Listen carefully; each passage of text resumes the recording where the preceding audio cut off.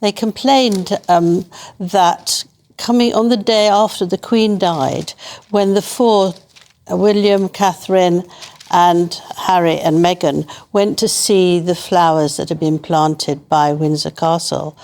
And they've moaned enormously that on the car going there, they didn't say a word to them, you see. And now, if actually you look at the truth, it was that they discovered that Meghan had ordered her own cameramen to come. They thought that was a very bad deal. They went round. She kept them waiting an hour and a quarter while she chose what to wear. And then they went in a under 2-minute drive. So they were very upset because the Queen was dead. Now, is that a big deal? Is that something to go over several pages? No, not. It's absolute nonsense. Any slight against Meghan Markle or anything that seems not to go her way is deemed to be a big deal. Yes, well, but that's why this whole book has come about. I mean, you can feel her knocking at Catherine, who is absolutely wonderful princess and marvellous in the royal family. And she's determined to smash the royal family to pieces. When she went to join the family, she felt she would be there to tell the Queen how to modernise it and to bring it up to date. And she's furious still that nobody took any notice of hers. Now, we all know if you come from a foreign country and you go and stay somewhere else, you need 1-2 years to get used to it. No, she wanted to go to the top. And you see how she pushes Harry out the way if she wants to meet it somewhere. And the nonsense that she hasn't known him or anything like that, but he admits he knows her friends. So it'll be the same as last time. So she tells the friend, and the friend talks. The book is the title's Endgame and the Survival of the Royal Family.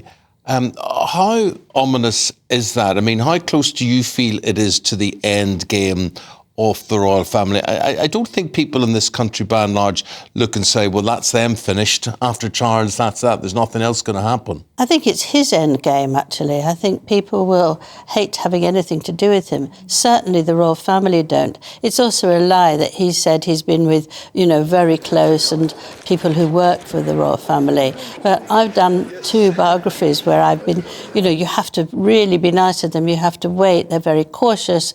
They're only doing the job because they feel they are devoted to this country and to the royal family. So the fact that they know what he's up to is absolute nonsense that they would tell him these things. Well, it'd be very easy, wouldn't it, for Meghan Markle to come out and put out a statement saying, I have had nothing to do with this book, everything in it is his own, lies or it's fictitious, and to distance herself. But the silence, you could say, speaks volumes. Yes, it's very interesting because do you remember that she sued the Mail on Sunday and because of letters from her father that they actually put up on in the paper. And I'm waiting for her to sue Scobie because he was talking about the letters from the king to her and her letters from her to the king about the racism in the royal family. So we need to wait, and if actually she decides to sue him, then we can have one view, but I bet you that she won't do anything. How did he see it? As nonsense. Who would show him that? Certainly not the king. It must have been Meghan. And the whole thing about being Scobie's often credited with being a mouthpiece for Meghan Markle. Yes.